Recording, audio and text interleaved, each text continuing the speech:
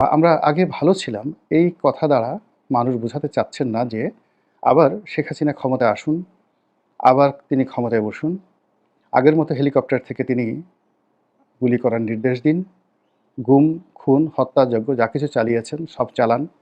আবার একটি লুটপাটের রাজত্ব চালু করুন। সেই গণভবন পুনর্নির্মিত হোক এবং সেখানে তার যে সকল সাধু সন্ন্যাসী, দরবেশ, অলিয়া উলিয়া বড়, বড় দাড়ি রেখে সাদা সফেদ পাঞ্জাবি পরে সেখানে গিয়ে ব্যাংক লুট করে বস্তা ভরে, ভরে তার কাছে গিয়ে যেয়ে মিনতি দিয়ে আসতেন। সেই জিনিসগুলো ভালো ছিল না এবং সেটা জনগণ চাচ্ছে না।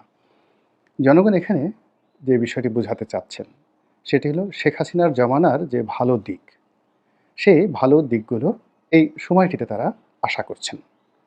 আর শেখ হাসিনার জমানার যে মন্দ দিকগুলো ছিল সেটি যেন এই সরকার না করেন বা সেটির ছায়াও যেন এই সরকার না মাড়ান, সেরকম একটা স্বপ্ন তাদের ছিল।